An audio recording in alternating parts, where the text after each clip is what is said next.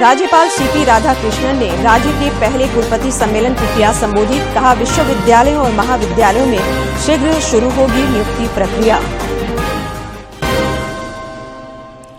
मुख्यमंत्री हेमंत सोरेन ने मैट्रिक और इंटर के टॉपरों को किया पुरस्कृत। कहा, बच्चों के भविष्य को लेकर सरकार गंभीर।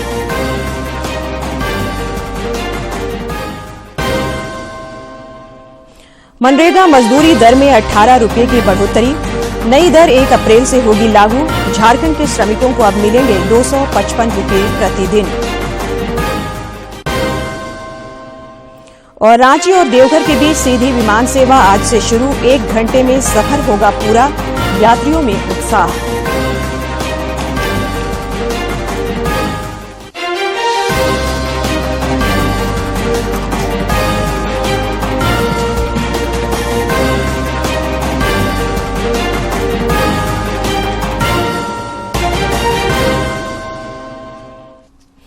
नमस्कार, खबरें झारखंड में आपका स्वागत है। मैं हूं संध्या दिमता और अब समाचार विस्तार से।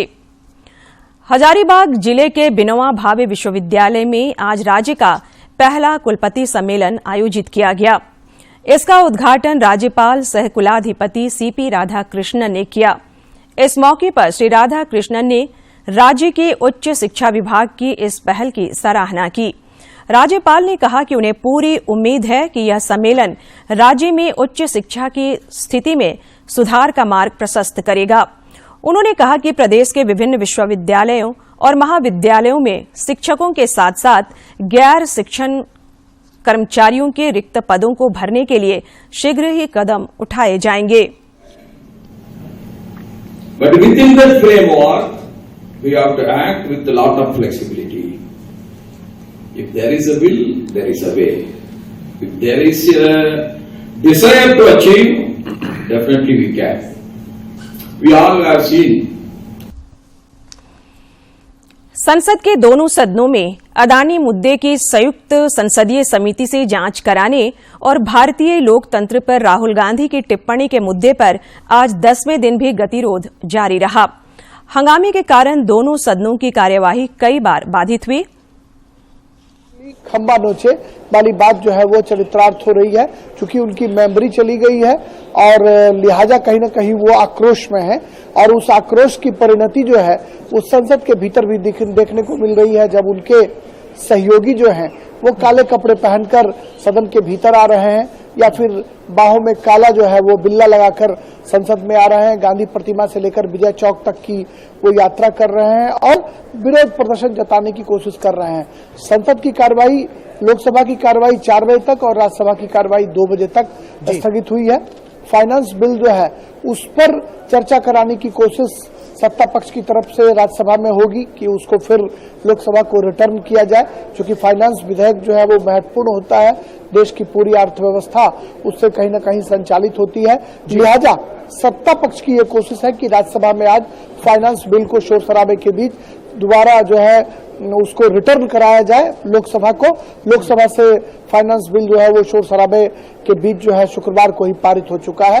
तो सदन के भीतर कांग्रेस सांसदों के काले कपड़ों में प्रदर्शन करने पर भाजपा नेता सुशील कुमार मोदी ने कड़ी प्रतिक्रिया व्यक्त की है। उन्होंने कहा कि सदन चर्चा करने की जगह है, न कि प्रदर्शन करने की।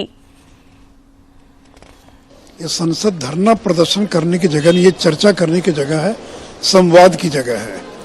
इनके पास कोई मुद्दा नहीं है। जिस अडानी की बात करते हैं उस पर तो ये लोग सुप्रीम कोर्ट गए थे और सुप्रीम कोर्ट ने एक एक्सपर्ट्स की कमेटी बना दी। अब इसके बाद क्या बचा? तो ये जो प्रधानमंत्री पर छींटे उछालना चाहते हैं और संसद को जिस तरह से इन्होंने बंद कर रखा है और आज काला कपड़ा पहन कर आ गए, तो इससे अच्छा रहे कि जंतर मंतर पर चले जाएं, वहीं पर बैठे। प्ले कार्ड लेकर आ रहे हैं। संसद क्या प्ले कार्ड लेकर प्रदर्शन करने की जगह है? इसलिए जो संसद की मर्यादा है उसका विपक्ष को ध्यान रखना चाहिए। अपनी बात कहना चाहे तो कहें, वॉकआउट करें, बाकी करें, लेकिन ये काला कपड़ा पहनकर आना, बाकी करना, ये संसद की मर्यादा के प्रतिकूल। भाजपा सांसद निशिकांत दुबे ने भी कांग्रेस की कार्यशैली पर सवाल उठाया है। उन्होंने कहा है कि कांग्रेस नेता राहुल गांधी को न्यायपालिका पर भरोसा नहीं है। इसमें संविधान के ऊपर आपको भरोसा नहीं है, यदि आपको न्यायपालिका पर भरोसा नहीं है, पूरी दुनिया न्यायपालिका को मानती है कि भारत की जो न्यायपालिका है वो पूरी ट्रांसपेरेंट है, इसके खिलाफ धरने प्रदर्शन हो रहे हैं, तो आपको नहीं लगता कि इमरजेंसी की याद आती है? उनकी दादी ने जो किया वही काम जो है राहुल गांधी और उनके पूरे परिवार के लोग करना चाहते हैं। इसमें सदस्यता भारतीय जनता पार्टी ने नहीं खत्म की है। तो ये जो उनका काला मन और काला दिन है और राजनीति का जो काला अध्याय इमरजेंसी लगा के उन्हें प्रधानमंत्री सुरक्षित मातृत्व अभियान के लिए पिछले 3 वर्षों में झारखंड को केंद्र सरकार ने 10 करोड़ रुपए दिए हैं। संसद में रांची के सांसद संजय सेठ के एक सवाल पर केंद्रीय स्वास्थ्य मंत्री ने यह जानकारी दी। उन्होंने बताया कि झारखंड में 9 लाख से अधिक गर्भवती महिलाओं ने इस अभियान का लाभ उठाया है। वर्ष 2023 की मैट्रिक इंटर की परीक्षा में अव्वल आने वाले विद्यार्थियों को आज राज्य सरकार की ओर से पुरस्कृत किया गया। रांची के धुर्वा स्थित प्रोजेक्ट भवन में आयोजित समारोह में मुख्यमंत्री हेमंत सोरेन ने स्टेट टॉपरों को पुरस्कार से नवाजा। इस मौके पर राज्य के मुख्य सचिव सुखदेव सिंह, मुख्यमंत्री के प्रधान सचिव वंदना डाडेल, सचिव विनय चौबे और शिक्षा सचिव के रवि कुमार भी मौजूद थे। राज्य की शैक्षणिक प्रतिभाओं को पुरस्कृत करते हुए मुख्यमंत्री हेमंत सोरेन ने कहा कि बच्चों के भविष्य को लेकर सरकार गंभीर है। उन्होंने कहा कि राज्य में कोई कमी नहीं है, लेकिन नई पीढ़ी का जागरूक होना जरूरी है। 10th 12th के बाद की अगली पड़ाव की पहली सीढ़ी की चिंता आप न करें, उसकी चिंता के लिए सरकार आपको सहयोग करने के लिए तैयार है। मुख्यमंत्री ने कहा कि राज्य के वैसे बच्चे जो उच्च शिक्षा हासिल करना चाहते हैं, उन्हें पूरी सहायता मिलेगी। उन्होंने कहा कि देश में पहली बार इस राज्य ने अपने बच्चों को उच्चतर शिक्षा के लिए विदेशों में पढ़ाई करने के लिए 100% स्कॉलरशिप प्रदान किया है। आपने देखा कि हम लोग विदेशों में भी बच्चों को पढ़ने के लिए भेज रहे हैं। उन बच्चों का पूरा खर्चा राज्य सरकार वहन कर रही है। अभी तो मुझे जानकारी मिली है जो फर्स्ट बैच के बच्चे गए हैं, जिसमें से 1-2 बच्चे तो वापस आ गए, लेकिन बाकी बच्चों को वहीं नौकरी मिल गई है। कार्यक्रम के दौरान राज्य में प्रथम स्थान हासिल करने वाले विद्यार्थियों को 3 लाख, दूसरा स्थान प्राप्त करने वालों को 2 लाख और तीसरे स्थान पर रहने वाले विद्यार्थियों को 1 लाख रुपए की नगद राशि पुरस्कार स्वरूप दिए गए। मुख्यमंत्री के हाथों पुरस्कार पाकर विद्यार्थियों में खासा उत्साह देखा गया। उन्होंने कहा कि इससे उन्हें नई ऊर्जा मिली है। कुमारी झारखंड राज्य के गोड्डा जिले से हूँ। मेरे विद्यालय का नाम +2 हाई स्कूल ग्वालजोर है। मैंने 2022 के 10वीं बोर्ड परीक्षा में 98% प्राप्त कर फर्स्ट किया है और आज मुझे झारखंड सरकार द्वारा सम्मानित किया गया है, जिसमें 3 लाख रुपए एक लैपटॉप दिया गया है। इससे मैं बहुत खुश हूँ और मैं आगे की पढ़ाई कंटिन्यू करके एक अच्छी डॉक्टर बनना चाहती हूँ। मुझे आज सीएम साहब ने एक बहुत अच्छा लैपटॉप दिया है, उसके साथ साथ एक बहुत अच्छा 5G फोन भी दिया है और 3 लाख का पुरस्कार भी दिया है। इसे पाकर मैं बहुत खुश हूँ और आगे और अच्छा करना चाहूँ। मुख्यमंत्री हेमंत सोरेन से आज उनके आवास पर कांग्रेस के वरिष्ठ नेता और प्रदेश प्रभारी अविनाश पांडे ने मुलाकात की। इस अवसर पर मुख्यमंत्री और कांग्रेस प्रभारी के बीच राज्य में चल रहे विकासात्मक कार्यों सहित कई अन्य मुद्दों पर चर्चा हुई। मौके पर मंत्री आलमगीर आलम, बादल और कांग्रेस के प्रदेश अध्यक्ष राजेश ठाकुर भी मौजूद थे। झारखंड में भाजपा मिशन 2024 की तैयारी में जोर शोर से जुट गई है। राज्य के विभिन्न प्रमंडलों में लगातार बैठकों का दौर जारी है। इस कड़ी में आज रांची के नगड़ी में दक्षिणी छोटानागपुर प्रमंडल स्तरीय बैठक आयोजित की गई। बैठक में पार्टी के प्रदेश संगठन महामंत्री कर्मवीर सिंह शामिल हुए। उन्होंने कार्यकर्ताओं को जीत का मंत्र दिया। मुख्यमंत्री हेमंत सोरेन के पूर्व प्रधान सचिव राजीव अरुण एक्का से आज प्रवर्तन निदेशालय पूछताछ कर रहा है। दिन के 11 बजे से ही यह पूछताछ जारी है। ईडी ने 15 मार्च को समन जारी कर उन्हें पूछताछ के लिए बुलाया था। हालांकि श्री एक्का ने व्यस्तता का हवाला देकर 24 मार्च तक का समय मांगा था। देश में पिछले 24 घंटे के दौरान कोविड-19 के 1,805 नए मामलों की पुष्टि की गई है। इसके साथ ही दैनिक पॉजिटिविटी रेट 3.19% दर्ज किया गया है। देश में कोरोना के सक्रिय मामलों की संख्या 10,300 तक पहुंच गई है। राजस्थान में लाए गए राइट टू हेल्थ बिल का आईएमए के सदस्यों ने विरोध शुरू कर दिया है। झारखंड में भी डॉक्टरों ने इस पर प्रतिरोध दर्ज किया है। देवघर जिले के आईएमए से जुड़े डॉक्टरों ने काला बिल्ला लगाकर इसका विरोध किया। डॉक्टरों का कहना है कि इस बिल से किसी को कोई लाभ मिलने वाला नहीं है। राजस्थान में एक राइट टू हेल्थ पास हुआ है, जो हमारे अशोक गहलोत सरकार ने इसको पास किया है। हालांकि फिर उसमें कुछ कंट्राडिक्शन हो गया, डॉक्टर लोग वहां भी विरोध कर रहे हैं और उसी के विरोध में हम लोगों ने भी आज पूरे झारखंड में ये निर्णय लिया है कि हम लोग उनके समर्थन में, वहां के डॉक्टर्स के समर्थन में हम लोग भी काला बिल्ला लगा के प्रोटेस्ट भी मना रहे हैं। केंद्र सरकार ने मनरेगा मजदूरी दर में 18 रुपये की वृद्धि कर दी है। बढ़ी हुई दर 1 अप्रैल से प्रभावी होगी। दर बढ़ने के बाद मनरेगा मजदूरों को अब केंद्र की ओर से 210 की जगह 228 रुपये प्रतिदिन की दर से मजदूरी मिलेगी।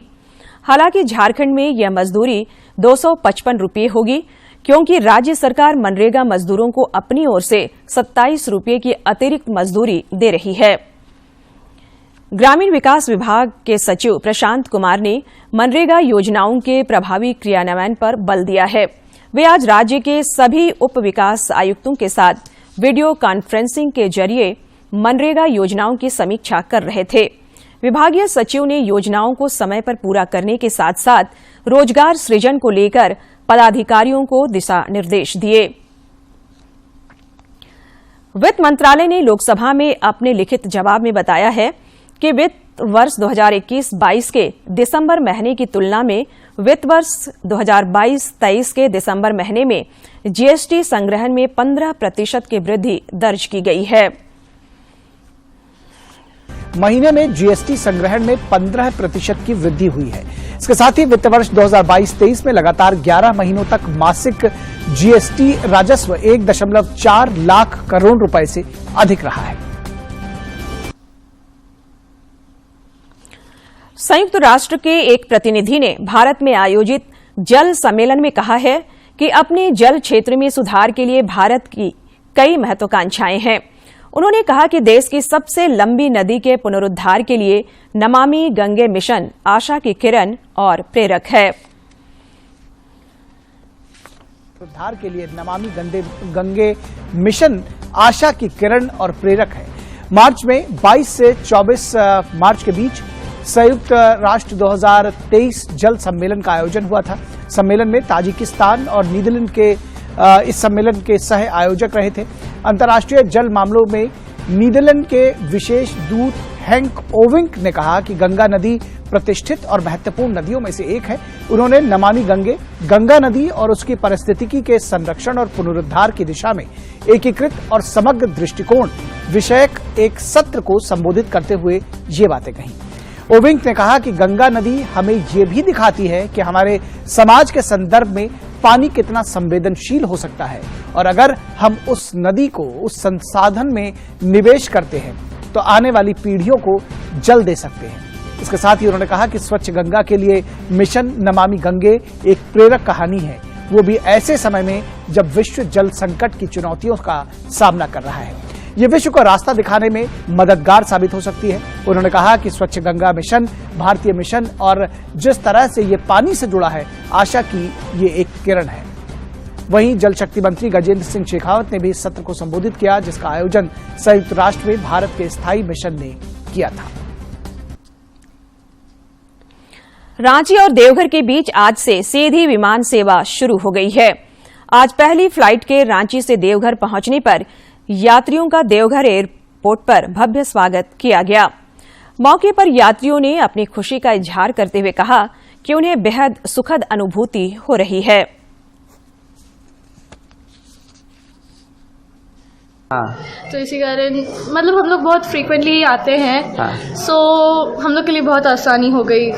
तो मतलब अभी फिर से आना ही है ऑब्वियसली, तो फ्लाइट्स मिल गई हैं तो बहुत ज़्यादा अच्छा लग रहा है। अनुभव रहा, कोई डर भय नहीं था, सुखद अनुभव रहा। इतना समय लगता है गाड़ी में, इतनी परेशानी होती है, तो यहाँ पर हाफ एन आवर में हम लोग पहुँच गए। हमें तो लगा था कि 1 घंटा लगेगा, मगर पता चला कि हाफ एन आवर में पहुँच गए। तो खुशी मिलेगी। हाँ, एक्साइटमेंट तो हो रहा है। हाँ। सबसे मेन चीज है ना, बोला जाता ना कि प्रधानमंत्री जी बोले थे ना कि हवाई चप्पल वाला भी हवाई जहाज में सफर करेगा। हाँ। आज लगता है वो सपना धीरे धीरे साकार हो रहा है। हाँ। एयरपोर्ट डायरेक्टर संदीप ढींगरा ने भी खुशी जाहिर करते हुए कहा कि देवघर से लगातार अलग अलग शहरों के लिए विमान सेवा शुरू की जा रही है। देवघर के वासियों को, जो बाबा धाम के दर्शन करने के लिए आए जो भी यात्री हैं, जो भी श्रद्धालु हैं, उन सब के लिए भी खुशी क्या है, जो जिसके आने के लिए यात्रा बहुत सुगम हो गए। जो 6 घंटे लगते थे वो अभी कम से कम 45 मिनट के अंदर ही जो है अपना डेस्टिनेशन में पहुंच पाएंगे। मुख्यमंत्री हेमंत सोरेन की अध्यक्षता में आज भी राज्य मंत्री परिषद की बैठक में कुल 44 प्रस्तावों को स्वीकृति प्रदान की गई। मंत्रिमंडलीय सचिव वंदना डाडेल ने बैठक में लिए गए निर्णयों की जानकारी देते हुए बताया कि राज्य सरकार ने झारखंड श्रम प्रवर्तक भर्ती नियमावली 2023 के साथ ही झारखंड औद्योगिक प्रशिक्षण सेवा संवर्ग संशोधित नियमावली 2023 के गठन की स्वीकृति प्रदान कर दी है। टीजी आवासीय प्राथमिक विद्यालय, अनुसूचित जनजाति आवासीय प्राथमिक विद्यालय, अनुसूचित जाति आवासीय प्राथमिक विद्यालयों का संचालन गैर सरकारी संस्थानों के माध्यम से कराने की अवधि विस्तार एवं संचालन हेतु इकरारनामा करने के संबंध में। इसके तहत जो आश्रम विद्यालय और पीवीटीजी विद्यालय इत्यादि एनजीओस के माध्यम से संचालित किए जा रहे हैं, उनका अवधि विस्तार 31/3/23 तक अथवा शैक्षणिक सत्र 2022-23 पूर्ण होने तक, दोनों में से जो बाद में हो। रांची के उपायुक्त राहुल कुमार सिन्हा ने आज राजस्व से संबंधित मामलों की वीडियो कॉन्फ्रेंसिंग के जरिए समीक्षात्मक बैठक की। उपायुक्त ने इस दौरान सभी अंचलाधिकारियों को आवश्यक दिशा निर्देश दिए। उन्होंने ईवीएम वेयरहाउस के लिए भूमि जल्द उपलब्ध कराने का भी निर्देश दिया। झारखंड सरकार अब राज्य के बीपीएल नागरिकों को न सिर्फ तीर्थ स्थलों का दर्शन करवा रही है, बल्कि उनका खर्च भी वहन कर रही है। मुख्यमंत्री तीर्थ दर्शन योजना 2023 के दूसरे चरण के तहत 20 मार्च से 27 मार्च तक राज्य के 60 वर्ष से अधिक आयु के बीपीएल श्रेणी के 1001 वरिष्ठ हिंदू धर्मावलंबियों को द्वारका और सोमनाथ की तीर्थ यात्रा कराई गई। रामनवमी महापर्व को लेकर आज बोकारो के उपायुक्त कुलदीप चौधरी ने अखाड़ा समिति के प्रतिनिधियों और डीजे संचालकों के साथ बैठक की। बैठक के दौरान पर्व के दौरान विधि व्यवस्था बनाए रखने में सबसे सहयोग की अपील की गई। राजधानी रांची समेत राज्य भर में लोक आस्था का महापर्व चैती छठ पवित्रता और शुद्धता के साथ मनाया जा रहा है।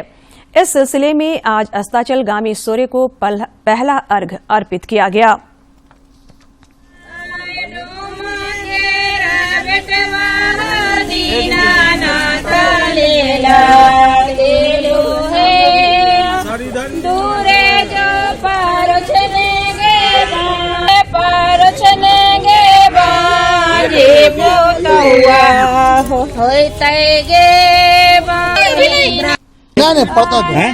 इसमें पड़े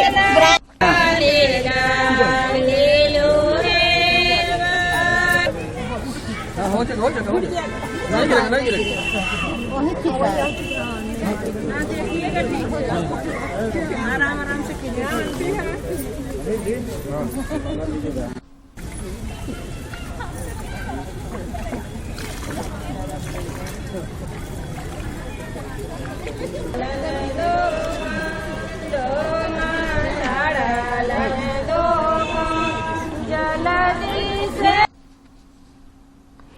एशियन हॉकी महासंघ के उपाध्यक्ष चुने जाने के बाद पहली बार हॉकी इंडिया के दिल्ली कार्यालय पहुंचने पर भोलानाथ सिंह का भव्य स्वागत किया गया। इस मौके पर हॉकी इंडिया के अध्यक्ष पद्मश्री डॉक्टर दिलीप तिर्की, कोषाध्यक्ष शेखर जे मनुहारन सहित कई खेल पदाधिकारी मौजूद थे। राजधानी रांची समेत राज्य के लोगों को फिलहाल बारिश से राहत नहीं मिलने वाली है। 1 अप्रैल तक राज्य के लगभग सभी इलाकों में गरज के साथ बारिश का अनुमान व्यक्त किया गया है। आज भी कई जिलों में तेज हवा के साथ बारिश हुई। और अब एक नजर डालते हैं प्रमुख शहरों के आज के तापमान पर। राजधानी रांची का अधिकतम तापमान 32.2 और न्यूनतम 19.6 डिग्री सेल्सियस रिकॉर्ड किया गया। जमशेदपुर का अधिकतम तापमान 36 और न्यूनतम 22 तथा डाल्टनगंज का अधिकतम तापमान 35 और न्यूनतम तापमान 19 डिग्री सेल्सियस रिकॉर्ड किया गया। चैत्र नवरात्र का आज छठा दिन है। छठे दिन आज देवी दुर्गा के कात्यायनी स्वरूप की पूजा अर्चना की जा रही है। विधि शुरू करने पर हाथों में सुगंधित पुष्प लेकर देवी को प्रणाम कर देवी के मंत्र का ध्यान करना चाहिए। सुबह से ही दिल्ली के झंडे वाला मंदिर में भक्तजनों का तांता लगा हुआ है।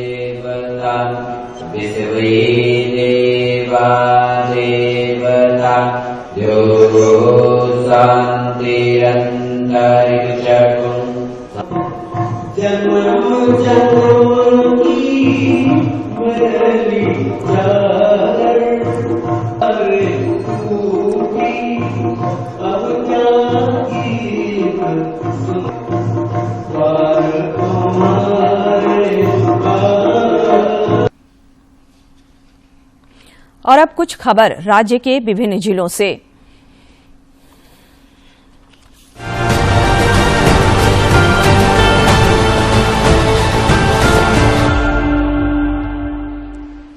झारखंड हाईकोर्ट के जस्टिस नवनीत कुमार की अदालत में आज रामगढ़ की पूर्व विधायक ममता देवी को गोला गोली कांड के 2 अलग अलग मामलों में मिली सजा को चुनौती देने वाली क्रिमिनल अपील पर सुनवाई हुई। सुनवाई के दौरान अदालत ने ममता देवी को हजारीबाग केस में जमानत दे दी, जबकि रामगढ़ केस में सुनवाई के लिए 31 मार्च की तिथि निर्धारित की है। पलामू जिले के उपायुक्त आंजनेय युलू दोड्डे ने आज पेयजल संबंधी समस्याओं के पर्यवेक्षण, अनुश्रवण एवं निराकरण से संबंधित समीक्षात्मक बैठक की। बैठक में उपायुक्त श्री दोड्डे ने जिले में संचालित पेयजल से संबंधित योजनाओं की जानकारी ली। जिले में पेयजल की समस्या को देखते हुए उपायुक्त ने पूरे जिले में अच्छे और खराब पड़े चापानलों का सर्वे कराने का निर्देश संबंधित पदाधिकारी को दिया। जमशेदपुर शहर के मुखी समाज कल्याण समिति की ओर से 1 दिवसीय धरना प्रदर्शन का आयोजन किया गया। मुखी समाज के सैकड़ों लोगों ने बस्ती से पैदल यात्रा करते हुए बिजली, पानी, साफ सफाई जैसी मांगों को लेकर जुस्को कार्यालय का घेराव किया और कार्यालय के बाहर 1 दिवसीय धरना दिया। झारखंड हाईकोर्ट के न्यायाधीश राजेश कुमार की अदालत में आज हार्डकोर नक्सली भीखन गंजू की जमानत याचिका पर सुनवाई हुई। सुनवाई के दौरान अदालत ने भीखन को जमानत की सुविधा प्रदान कर दी है। रामगढ़ जिले के गोला प्रखंड के खोखा गांव में हाथियों के झुंड ने आज एक महिला की जान ले ली। हाथियों के हमले में एक व्यक्ति गंभीर रूप से घायल है। हाथियों के उत्पात के कारण क्षेत्र में भय का माहौल है। कोडरमा जिले में आज 2 सड़क हादसों में एक महिला समेत 3 लोग घायल हो गए। पहली घटना में कोडरमा घाटी स्थित 9वां माइल में छड़ लोड ट्रेलर अनियंत्रित होकर पलट गया। इससे चालक और उपचालक गंभीर रूप से घायल हो गए। दूसरी घटना में डोमचांच बाजार चौक के समीप वाहन की चपेट में आने से एक बुजुर्ग महिला गंभीर रूप से घायल हो गई। रांची के टाटीसिलवे थाना क्षेत्र के आरा गेट रेलवे ट्रैक के समीप आज एक युवक का शव बरामद हुआ है। बताया जाता है कि ट्रेन की चपेट में आने से यह हादसा हुआ है। युवक बीआईटी का रहने वाला है। पुलिस मामले की जांच में जुट गई है। रांची जिले के पंडरा थाने की पुलिस ने ब्राउन शुगर के साथ 2 महिला तस्करों को हिरासत में लिया है। बताया जाता है कि पंडरा इलाके में मां और बेटी दोनों मिलकर ब्राउन शुगर की तस्करी करती थीं। साथ में ब्राउन शुगर भी बरामद किया गया है। कोडरमा जिले के डोमचांच थाना क्षेत्र से बीते 21 मार्च को लापता हुई युवती सोनी कुमारी उर्फ सोनाली का शव कल रात एक पत्थर खदान से बरामद कर लिया गया। युवती का अपहरण करने के बाद उसकी हत्या कर शव को बोरे में डालकर पत्थर खदान में फेंक दिया गया था।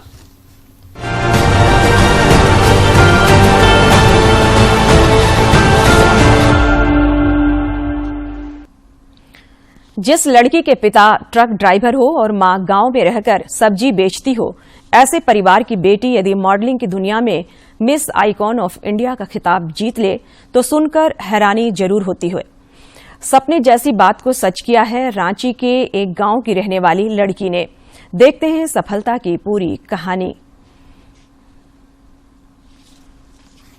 रांची जिले के ओरमांझी प्रखंड के रोला गांव की सुषमा कुमारी ने वह कर दिखाया है जो अन्य लड़कियों के लिए एक मिसाल बन गई है। सुषमा ने ग्लैमर प्रोडक्शन हाउस की ओर से छत्तीसगढ़ में आयोजित शो में मिस आइकॉन ऑफ इंडिया का खिताब जीतकर सबको हैरान कर दिया है। मॉडलिंग का ताज पहनने वाली सुषमा कुमारी की इंटर तक की पढ़ाई गांव में ही हुई है। फिलहाल वे रांची में रहकर मास कम्युनिकेशन की पढ़ाई कर रही हैं। सर जैसे मास कम्युनिकेशन में जब मैंने एडमिशन लिया तो एंकरिंग तो एक मास कम्युनिकेशन का ही पार्ट है सर, लेकिन जैसे मुझे वहाँ पे जाने के बाद मुझे रियलाइज हुआ कि हाँ मॉडलिंग भी मैं इससे कर सकती हूँ। उसके बाद ग्लैमरस प्रोडक्शन हाउस में मेरा सिलेक्शन हो गया। तो फिर जब मैं यहाँ से छत्तीसगढ़ गई ना सर, तो वहाँ पे एकदम चकाचौंध था पूरा। जैसे ग्लैमरस प्रोडक्शन हाउस ने मुझे ये मौका दिया सर, और उसके बाद वहाँ जाने के बाद एक डर भी था कि विनर होंगे नहीं होंगे, लेकिन एक मन में था कि अपना 100% देना है। तो लास्ट मोमेंट तक मैं अपने आप को ये बोल रही थी कि ऑल द बेस्ट, तुमको अच्छा करना है। और मतलब मैं रांची को रिप्रेजेंट करने के लिए वहाँ पे गई हुई थी सर। और ग्लैमरस प्रोडक्शन हाउस को भी थैंक यू कि मुझे मिस आइकन ऑफ 2023 का मतलब जो अवार्ड मिला सर, उसके लिए मैं बहुत खुश हूँ कि मेरे माता पिता का नाम और मेरे जो गांव का है वो नाम रोशन हो रहा है। सुषमा कुमारी की पारिवारिक पृष्ठभूमि बेहद ही साधारण है। सुषमा के पिता ट्रक ड्राइवर हैं और मां सब्जी बेचती हैं। बावजूद इसके सुषमा कुमारी ने अपने लक्ष्य को ऊंचा रखा और ग्लैमर की दुनिया में अपनी पहचान बना रही हैं। मेरे जो पापा हैं वो हैवी ट्रक चलाते हैं, मतलब वो बाहर ही रहते हैं हमेशा, और वो 6 महीना 1 साल ऐसे घर आते हैं हमारे। और मम्मी है तो हमारा खेती बाड़ी भी होता है, जिसमें मेरी मम्मी जो है वो सारा कुछ करती है, और हम 3 बहनें हैं सर। सुषमा कुमारी की मां उर्मिला देवी कहती हैं कि उन्होंने अपनी तीनों बेटियों को बेटों की तरह आगे बढ़ने का मौका दिया है। बड़ी बेटी पढ़ लिख कर आज मल्टीनेशनल कंपनी में काम कर रही है, जबकि दूसरी बेटी मॉडलिंग की दुनिया में अपना नाम कर रही हैं। बड़ी बेटी को पढ़ाए तो बहुत अच्छा से वो भी पढ़ी और कॉलेज का भी नाम की है, और ये बीच वाली है तो ये भी पढ़ के और जो मॉडलिंग में गई और सब ट्रॉफी सब लाती है तो अच्छा लगता है हमको देख के। और छोटी वाली है तो अभी नहीं पढ़ पाई है उतना, अभी मैट्रिक नहीं लिखी है। ट्रक ड्राइवर होने के कारण सुषमा कुमारी के पिता अक्सर रांची से बाहर रहते हैं। बावजूद इसके सुषमा और इनकी बहनें मां की देखरेख में आगे बढ़कर निश्चित रूप से दूसरे परिवार के लिए मिसाल कायम कर रही हैं। रांची से कर्मवीर की रिपोर्ट। और अब अंत में मुख्य समाचार एक बार फिर।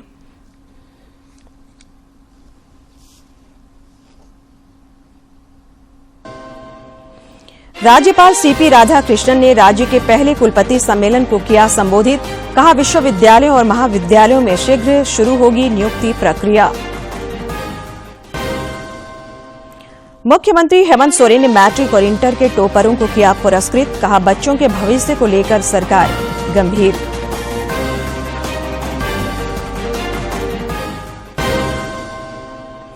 मनरेगा मजदूरी दर में 18 रुपये की बढ़ोतरी, नई दर 1 अप्रैल से होगी लागू। झारखंड के श्रमिकों को अब मिलेंगे 255 रुपये प्रतिदिन। रांची और देवघर के बीच सीधी विमान सेवा आज से शुरू। 1 घंटे में सफर होगा पूरा। यात्रियों में उत्साह।